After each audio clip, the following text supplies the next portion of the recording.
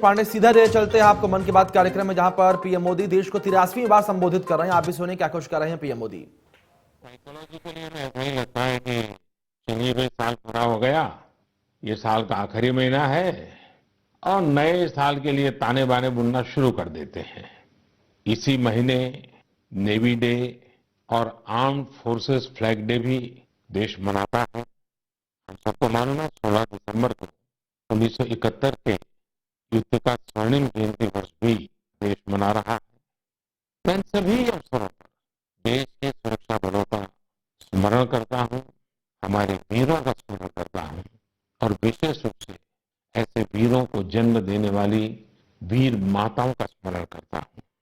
हमेशा की तरह इस बार भी मुझे नमो ऐप पर, माई गॉव पर आप सबके ढेर सारे सुझाव भी मिले हैं।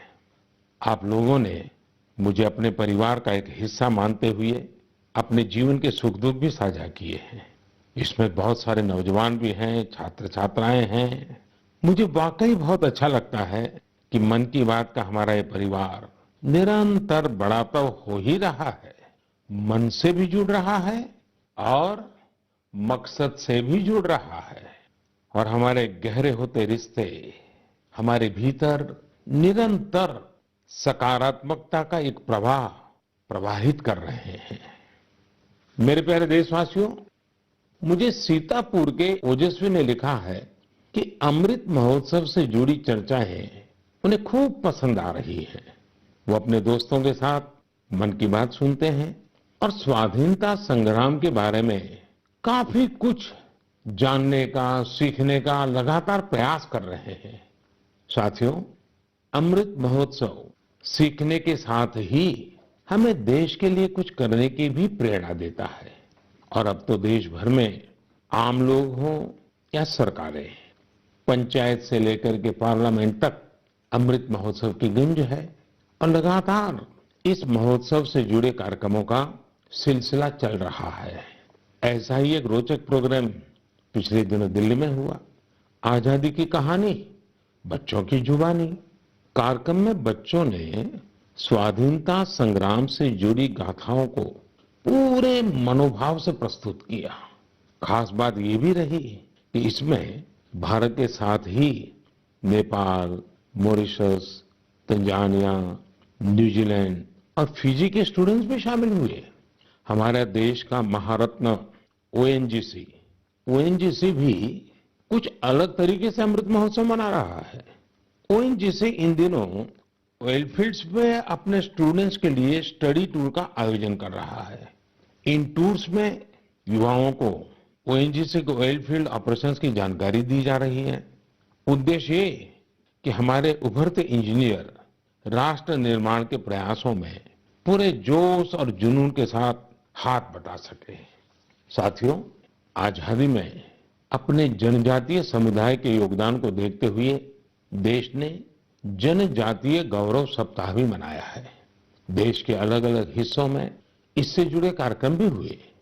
अंडमान निकोबार द्वीप समूह में जारवा और ओंगे ऐसे जनजातीय समुदाय के लोगों ने अपनी संस्कृति का जीवन प्रदर्शन किया।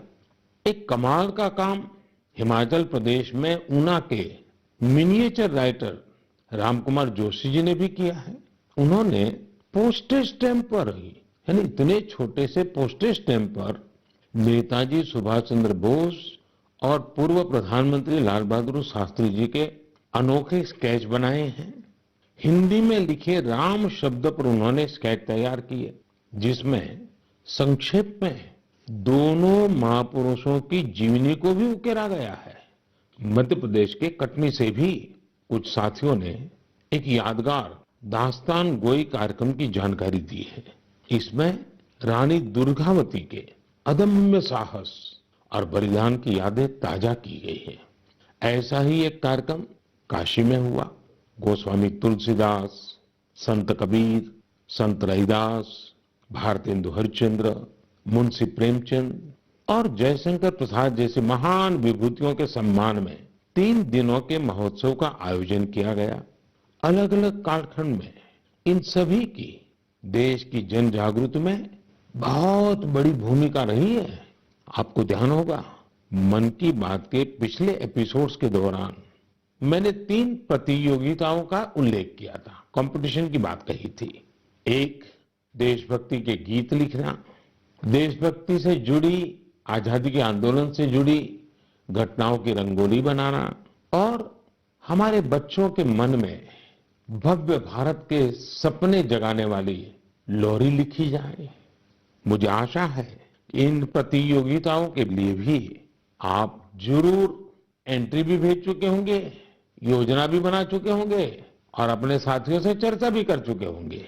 मुझे आशा है बढ़ चढ़ करके हिंदुस्तान के हर कोने में इस कार्यक्रम को आप जरूर आगे बढ़ाएंगे। मेरे प्यारे देशवासियों, इस चर्चा से अब मैं आपको सीधे वृंदावन लेकर चलता हूं। वृंदावन के बारे में कहा जाता है कि ये भगवान के प्रेम का प्रत्यक्ष स्वरूप है। हमारे संतों ने भी कहा है, यह आशा धरी चित्त में, यह आशा धरी चित्त में, कहत जथा मति मोर, वृंदावन सुख रंग गौ, वृंदावन सुख रंग गौ, काहू न पायो और। यानी वृंदावन की महिमा हम सब अपने अपने सामर्थ्य के हिसाब से कहते जरूर हैं, लेकिन वृंदावन का जो सुख है, यहाँ का जो रस है, उसका अंत कोई नहीं पा सकता। वो तो असीम है। तभी तो वृंदावन दुनिया भर के लोगों को अपनी तरफ आकर्षित करता रहा है। इसकी छाप आपको दुनिया के कोने कोने में मिल जाएगी। पश्चिमी ऑस्ट्रेलिया में एक शहर है पर्थ।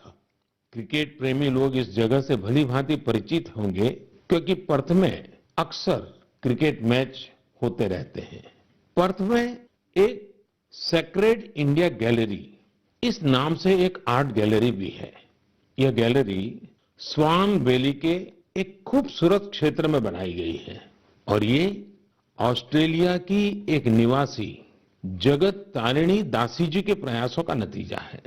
जगत तारिणी जी वैसे तो है ऑस्ट्रेलिया की, जन्म भी वहीं हुआ, लालन पालन भी वहीं हुआ, लेकिन 13 साल से भी अधिक समय वृंदावन में आकर के उन्होंने बिताया।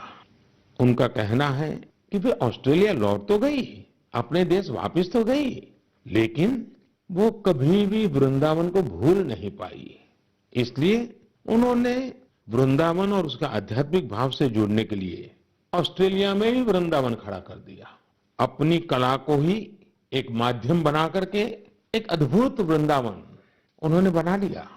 यहाँ आने वाले लोगों को कई तरह की कलाकृतियों को देखने का अवसर मिलता है।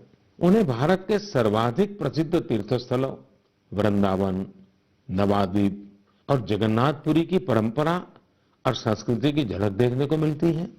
यहाँ पर भगवान कृष्ण के जीवन से जुड़ी कई कलाकृतियां भी प्रदर्शित की गई हैं। एक कलाकृति ऐसी भी है जिसमें भगवान कृष्ण ने गोवर्धन पर्वत को अपनी छोटी उंगली पर उठा रखा है, जिसके नीचे वृंदावन के लोग आश्रय लिए हुए हैं। जगत तारिणी जी का यह अद्भुत प्रयास वाकई हमें कृष्ण भक्ति की शक्ति का दर्शन कराता है। मैं उन्हें इस प्रयास के लिए बहुत बहुत शुभकामनाएं देता हूं। मेरे प्यारे देशवासियों, अभी मैं ऑस्ट्रेलिया के पर्थ में बने वृंदावन के विषय में बात कर रहा था। ये भी एक दिलचस्प इतिहास है कि ऑस्ट्रेलिया का एक रिश्ता हमारे बुंदेलखंड के झांसी से भी है। दरअसल झांसी की रानी लक्ष्मीबाई जब ईस्ट इंडिया कंपनी के खिलाफ कानूनी लड़ाई लड़ रही थी, तो उनके वकील थे जॉन लैंग। जॉन लैंग मूल रूप से ऑस्ट्रेलिया के ही रहने वाले थे। भारत में रहकर उन्होंने रानी लक्ष्मीबाई का मुकदमा लड़ा था। हमारे स्वतंत्रता संग्राम में झांसी और बुंदेलखंड का कितना बड़ा योगदान है, ये हम सब जानते हैं। यहाँ रानी लक्ष्मीबाई और झलकारी बाई जैसी वीरांगनाएं भी हुई और मेजर ध्यानचंद जैसे खेल रत्न भी इस क्षेत्र ने देश को दिए हैं। साथियों, वीरता केवल युद्ध के मैदान में ही दिखाई जाए, ऐसा जरूरी नहीं होता। वीरता जब एक व्रत बन जाती है और उसका विस्तार होता है तो हर क्षेत्र में अनेकों कार्य सिद्ध होने लगते हैं। मुझे ऐसी ही वीरता के बारे में श्रीमती ज्योत्सना ने चिट्ठी लिखकर बताया है। जालौन में एक पारंपरिक नदी थी, नून नदी। नून यहाँ के किसानों के लिए पानी का प्रमुख स्रोत हुआ करती थी, लेकिन धीरे धीरे नून नदी लुप्त होने की कगार पर पहुंच गई।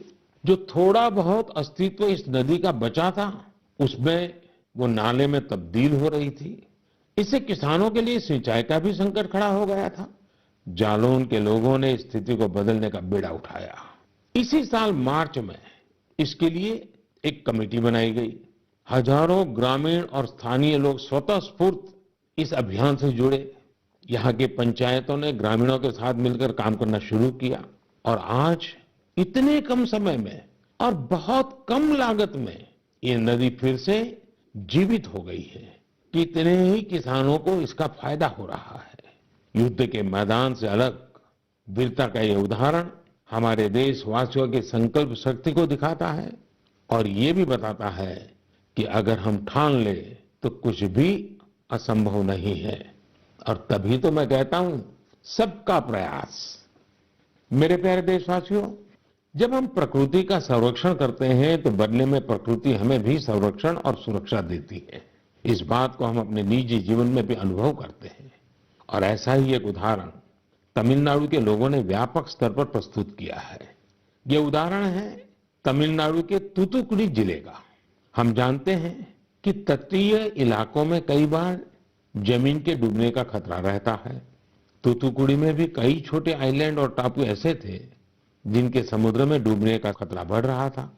यहाँ के लोगों ने और विशेषज्ञों ने इस प्राकृतिक आपदा का बचाव प्रकृति के जरिए ही खोजा।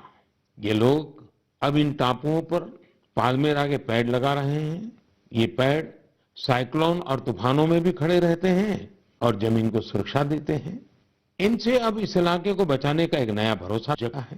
साथियों, प्रकृति से हमारे लिए खतरा तभी पैदा होता है जब हम उसके संतुलन को बिगाड़ते हैं या उसकी पवित्रता नष्ट करते हैं। प्रकृति माँ की तरह हमारा पालन भी करती है और हमारी दुनिया में नए नए रंग भी भरती है। अभी मैं सोशल मीडिया पर देख रहा था, मेघालय में एक फ्लाइंग बोट की तस्वीर खूब वायरल हो रही है। पहली ही नजर ये तस्वीर हमें आकर्षित करती है। आप में से भी ज्यादातर लोगों ने इसे ऑनलाइन जरूर देखा होगा। हवा में तैरती इस नाव को जब हम करीब से देखते हैं तब हमें पता चलता है कि ये तो नदी के पानी में चल रही है। नदी का पानी इतना साफ है कि हमें उसकी तलहटी दिखती है और नाव हवा में तैरती सी लगने लग जाती है। हमारे देश में अनेक राज्य हैं, अनेक क्षेत्र हैं जहां के लोगों ने अपनी प्राकृतिक विरासत के रंगों को संजोकर रखा है। इन लोगों ने प्रकृति के साथ मिलकर रहने की जीवन शैली आज भी जीवित रखी है। ये हम सब के लिए भी प्रेरणा है। हमारे आसपास जो भी प्राकृतिक संसाधन है, हम उन्हें बचाएं, उन्हें फिर से उनका असली रूप लौटाएं। इसी में हम सबका हित है, जग का हित है। मेरे प्यारे देशवासियों, सरकार जब योजनाएं बनाती है, बजट खर्च करती है, समय पर परियोजनाओं को पूरा करती है, तो लोगों को लगता है कि वो काम कर रही है। लेकिन सरकार के अनेक कार्यों में, विकास के अनेक योजनाओं के बीच मानवीय संवेदनाओं से जुड़ी बातें हमेशा एक अलग सुख देती है। सरकार के प्रयासों से, सरकार की योजनाओं से कैसे कोई जीवन बदला, उस बदले हुए जीवन का अनुभव क्या है, जब ये सुनते हैं तो हम भी संवेदनाओं से भर जाते हैं। यह मन को संतोष भी देता है और उस योजना को लोगों तक पहुंचाने की प्रेरणा भी देता है। एक प्रकार से ये स्वांतः सुखाई तो है। और इसलिए आज मन की बात में हमारे साथ तो ऐसे साथी भी जुड़ रहे हैं जो अपने हौसलों से एक नया जीवन जीत कर आए हैं। इन्होंने आयुष्मान भारत योजना की मदद से अपना इलाज कराया और एक नई जिंदगी की शुरुआत की है।